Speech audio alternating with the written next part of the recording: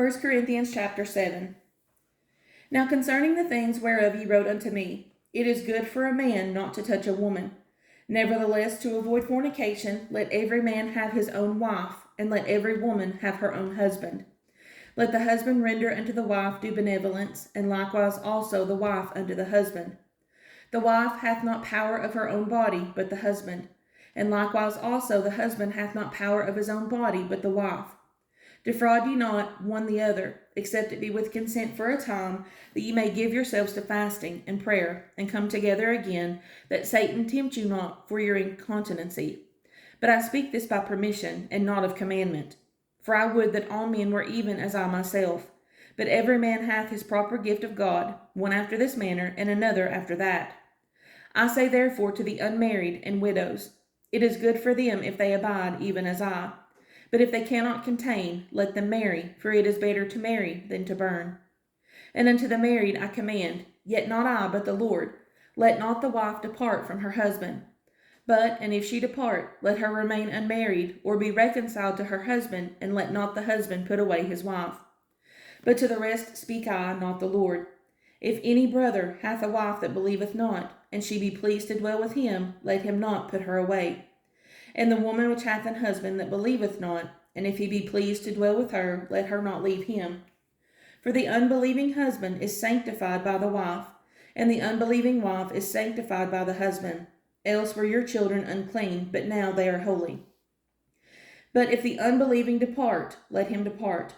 A brother or a sister is not under bondage in such cases, but God hath called us to peace. For what knowest thou, O wife, whether thou shalt save thy husband? Or how knowest thou, O man, whether thou shalt save thy wife? But as God hath distributed to every man, as the Lord hath called every one, so let him walk. And so ordain I in all churches. Is any man called being circumcised? Let him not become uncircumcised. Is any called in uncircumcision? Let him not be circumcised.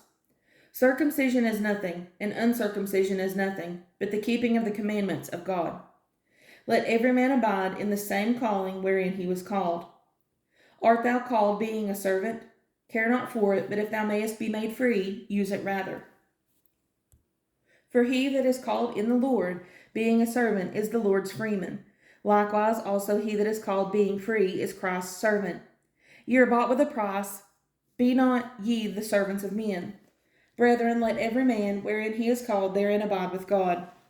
Now concerning virgins, I have no commandment of the Lord, yet I give my judgment as one that hath obtained mercy of the Lord to be faithful.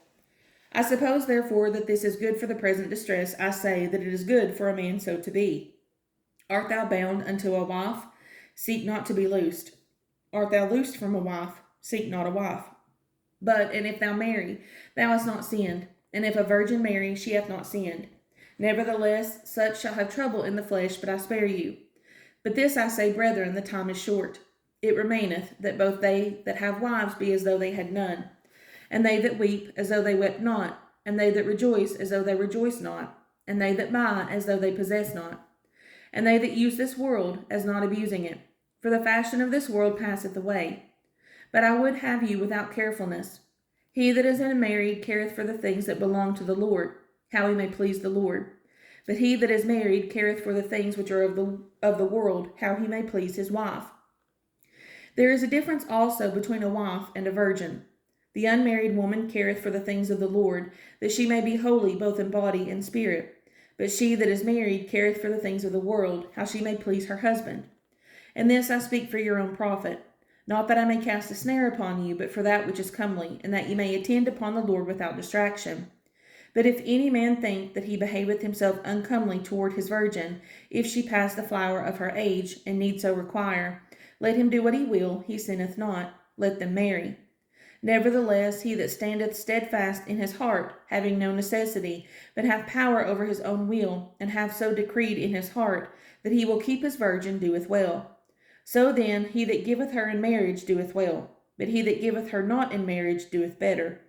The wife is bound by the law as long as her husband liveth, but if her husband be dead, she is at liberty to be married to whom she will, only in the Lord. But she is happier if she so abide, after my judgment, and I think also that I have the Spirit of God.